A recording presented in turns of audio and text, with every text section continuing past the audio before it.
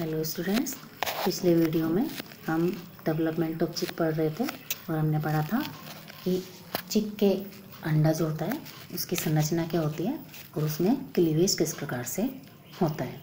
अब क्लीवेज के बाद हमने ब्लास्टुला तक पढ़ लिया था।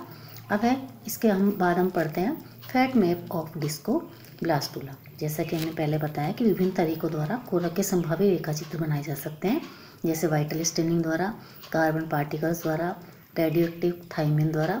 इन्हीं विधि द्वारा मुर्गी के कोरक बिंब के भी संभावित रेखाचित्र बनाए जा सकते हैं। कोरक बिंब में दो स्पष्ट क्षेत्र दिखाई देते हैं। इनमें पारदर्शी क्षेत्र जो है वो तो एरिया पेलोसिडा और अपारदर्शी क्षेत्र जो है वो एरिया ओपेका कहलाता है। इनमें से अपारदर्शी क्षेत्र का भ्रूण से कोई वास्ता नहीं होता, अर्थात ये क्षेत्र भ्रूण के निर्माण में भाग नहीं लेता, बल्कि ये भाग अतिरिक्त भ्रूणीय झिल्लियाँ या एक्स्ट्रा एम्ब्रियोनिक मेम्ब्रेन व एरिया वेजिकल्स का निर्माण करता है। ये भाग पीतक के पाचन में भी भाग लेता है। तो ये हमने इसका अंडे का फैट मैप बना रखा है ब्लास्टुला का। इस तरह से इसमें दिखाई देता है, कुछ भाग पारदर्शी होता है और कुछ अपारदर्शी होता है। पारदर्शी क्षेत्र जिसे हम एरिया पेलोसिडा कहते हैं कि एपिब्लास्ट तथा हाइपोब्लास्ट भ्रूणीय विकास के दौरान विभिन्न संभावित क्षेत्रों का निर्माण करती हैं, जो कि निम्न प्रकार हैं। फर्स्ट, एपिब्लास्ट का अग्र 2/3 भाग संभावी एक्टोडर्म बनाता है। इसका अधिकांश भाग संभावी एपिडर्मिस और अतिरिक्त भ्रूणीय एक्टोडर्म का निर्माण करती है। सेकेंड, एक्टोडर्म क्षेत्र का पश्च अर्धचंद्राकार भाग संभावी तंत्रिके क्षेत्र का निर्माण करते हैं। थर्ड, तंत्रिके क्षेत्र के ठीक पीछे का भाग संभावी नोटोकोर का निर्माण करता है। फोर्थ, नोटोकोर के पीछे वाला भाग प्रीकोर्डल मेसोडर्म का निर्माण करता है। फिफ्थ, प्रीकोर्डल क्षेत्र के दोनों ओर का भाग पार्श्वीय मेसोडर्म प्लेट का निर्माण करते हैं। तो ये है ब्लास्टुला के बाद जो भी निर्माण होता है। अब आता है गैस्ट्रुलेशन। मुर्गी के अंडे में अधिक पीतक के कारण इन गैस्ट्रुलेशन की क्रिया मेंढक में एम्फिओक्सिस की तुलना में लंबी अवधि की तथा अधिक रूपांतरित प्रकार का होता है। गैस्ट्रुलेशन के दौरान होने वाली आकारिक के निर्माण गतियों द्वारा विभिन्न स्तरों का निर्माण होता है। इन गतियों द्वारा एपिब्लास्ट की एक्टोडर्म से संभावी मेसोडर्म को पृथक कर इसे निश्चित स्थान तक पहुंचाया जाता है। गैस्ट्रुलेशन के दौरान विभिन्न आकारिक के निर्माण गति द्वारा निम्न संरचनाओं का निर्माण होता है। First, formation of endoderm. Second, formation of mesoderm. Third, formation of primitive start. तो ये 3 स्टेप जो हैं गैस्ट्रुलेशन में पाए जाते हैं। फर्स्ट है फॉर्मेशन ऑफ एंडोडर्म।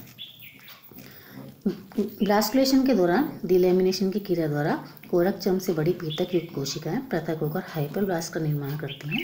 ये हाइपोब्लास्ट ही अधजननी गुहा में पीतक के ऊपर भ्रूणीय एक्टोडर्म का निर्माण करती है। सेकेंड है फॉर्मेशन ऑफ मेसोडर्म। कोरक बिंब की एपिब्लास्ट जो कि संभावी एक्टोडर्म, नोटोकोर तथा मेसोडर्म की बनी है से नोटोकोर तथा मेसोडर्मल कोशिकाएं पृथक होकर एक स्तर के रूप में एपिब्लास्ट व हाइपोब्लास्ट के मध्य की तरफ गमन करने लगती है। इन कोशिकाओं के भीतर की तरफ गमन के परिणाम स्वरूप प्रिमिटिव स्टिक का निर्माण होता है। ये आपको चित्र में दिखाया गया है। प्रिमिटिव स्टिक का निर्माण जो है इस प्रकार से होता है। अब है फॉर्मेशन ऑफ प्रिमिटिव स्टिक। अंडे देने के 6 से 7 घंटे पश्चात भ्रूण में प्रिमिटिव स्टिक का निर्माण शुरू हो जाता है। इसके निर्माण हेतु कोर्डल व मेसोडर्मल कोशिकाएं एपिब्लास्ट से पृथक एवं कन्वर्ज होकर एपिब्लास्ट एवं हाइपोब्लास्ट के मध्य भाग में पारदर्शी क्षेत्र के सिरे की तरफ एकत्रित होने लगती है और यहाँ पर एक पारदर्शी क्षेत्र में एक प्रिमिटिव स्टिक का निर्माण हो जाता है। प्रिमिटिव स्टिक के निर्माण में कायिक मेसोडर्म, प्रीकोर्डल एवं नोटोकोर्डल कोशिकाएं भी भाग लेती हैं। कायिक मेसोडर्मल कोशिकाएं कन्वर्स होकर मध्य भाग में आने लगती हैं तथा इनके पीछे पीछे प्रीकोर्डल व नोटोकोर्डल कोशिकाएं भी लुढ़क कर अंत में आदिरेखा के निर्माण में भाग लेती हैं। विकास के 8वें घंटे में पारदर्शी क्षेत्र के पश्च त्रिज्या पर कोशिकाएं एकत्रित होकर एक छोटी आदि रेखा का निर्माण करती हैं, जिसे हम कहते हैं इनिशियल प्रिमिटिव स्टिक। ये भ्रूणीय विभेदन का प्रथम संकेत है। प्रारंभिक प्रिमिटिव स्टिक अग्र सिरे की तरफ लंबाई में वृद्धि करती है। विकास के 12वें घंटे तक इंटरमीडिएट स्टिक का निर्माण हो जाता है। ये पारदर्शी क्षेत्र के लगभग आधे भाग में फैल जाती है। ये आदि रेखा लंबाई में बढ़ोतरी करती रहती है। इसके परिणाम स्वरूप पारदर्शी क्षेत्र गोलाकार के बजाय नाशपाती के आकार का हो जाता है। तो ये आपको चित्र में दिखाया गया किस प्रकार से इसका आकार नाशपाती के आकार का हो जाता है। विकास के 19वें घंटे तक आधी रेखा में पीछे की तरफ निरंतर मेसोडर्मल कोशिकाओं की बढ़ोतरी होती है, अर्थात अधिक से अधिक मेसोडर्मल कोशिकाएं आकर प्रिमिटिव स्टिक में मिलती रहती हैं। इसमें प्रिमिटिव स्टिक आगे की तरफ खींचकर लंबी हो जाती है। प्रिमिटिव स्टिक की लंबाई में निरंतर सक्रिय वृद्धि के कारण ये पारदर्शी क्षेत्र से बाहर निकल जाती है और आधी रेखा बहुत संकरी हो जाती है। आधी रेखा का पश्चिरा भी लंबा हो जाता है और ये पूर्ण आधी रेखा का निर्माण हो जाता है। कोरकचम में जिन गतियों के कारण आधी रेखा का निर्माण होता है उन्हें हम प्री गैस्ट्रुलर मूवमेंट्स कहते हैं।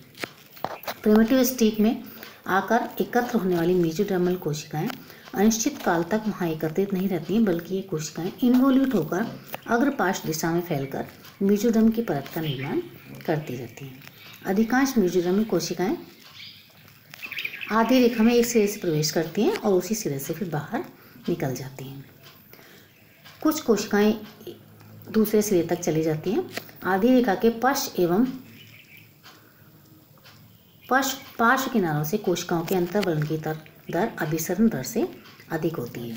अतः प्रिमिटिव स्टिक की संपूर्ण लंबाई में पृष्ठ की तरफ एक खांच का निर्माण हो जाता है, जिसे हम प्रिमिटिव ग्रूव कहते हैं, और इसके उठे हुए किनारों को हम प्रिमिटिव रिज कहते हैं। तो इस तरह ये होता है। गैस्ट्रुलेशन में 3 स्टेप्स होते हैं, जिनमें से ये लास्ट स्टेप जो है वो प्रिमिटिव स्टिक का निर्माण। इस वीडियो में यहीं तक। आगे हम दूसरी वीडियो में इसका अगला डेवलपमेंट का अगला स्टेप पढ़ेंगे। Thank you.